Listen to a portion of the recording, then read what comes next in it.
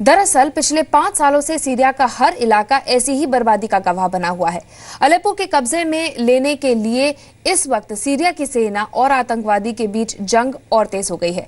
Syria की सेना Aleppo में उन ठिकानों पर बम बरसा रही है जो जबहात अल नुसरा और आइसिस का गढ़ माने जाते हैं, लेकिन इस बमबारी में आम लोग भी अपनी जान गंवा रहे हैं। आतंकी आम लोगों को ह्यूमन शील्ड की तरह भी इस्तेमाल कर रहे हैं।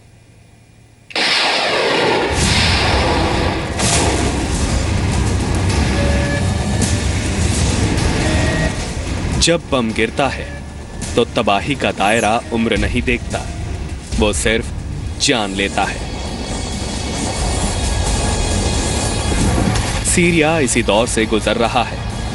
यहां बच्चे मर रहे हैं, सिर्फ मर रहे हैं।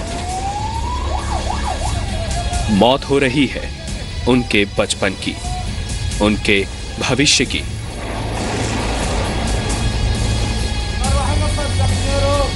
बुजुर्ग तो चल फिर नहीं सकते, वहीं मलबे में दफन हो रहे हैं।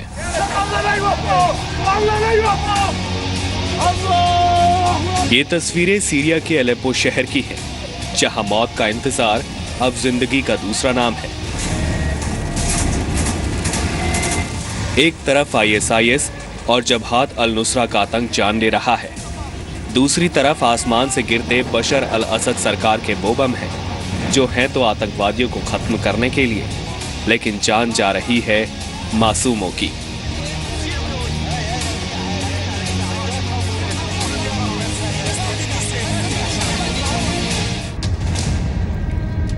टर्की में इस वक्त सीरिया के करीब 25 लाख लोग शरणार्थी कैंपों में रह रहे हैं।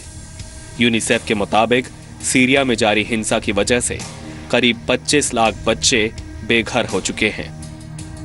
यूनिसेफ की नो प्लेस फॉर चिल्ड्रन नाम की रिपोर्ट में बताया गया है कि सीरिया और आसपास के देशों में 70 लाख से ज्यादा बच्चों को फौरन मानवीय मदद पहुंचाने की जरूरत है।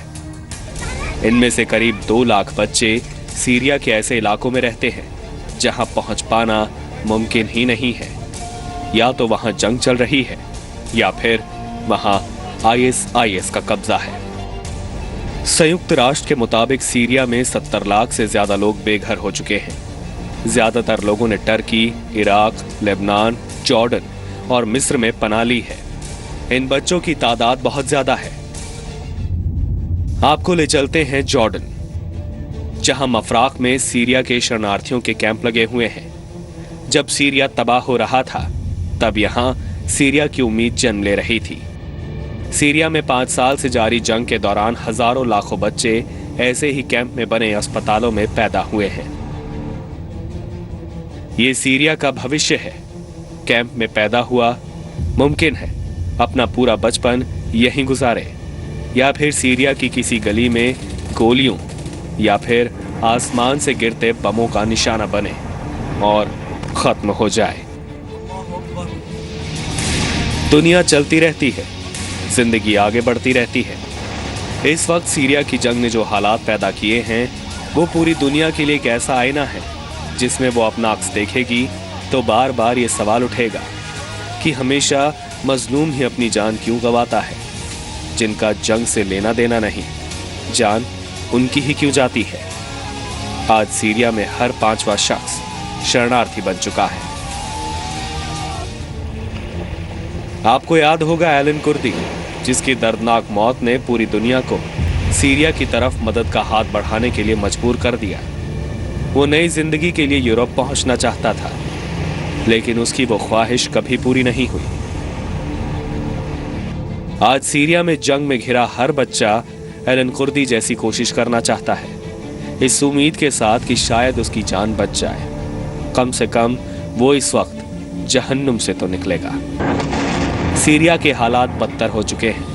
आतंक के खिलाफ जिस तरह से जंग चल रही है, उससे अब आतंकवादियों से ज्यादा आम इंसान मर रहा है। बड़ी बड़ी ताकतों की महत्वाकांक्षाओं के आगे कुर्बान हो रहा है।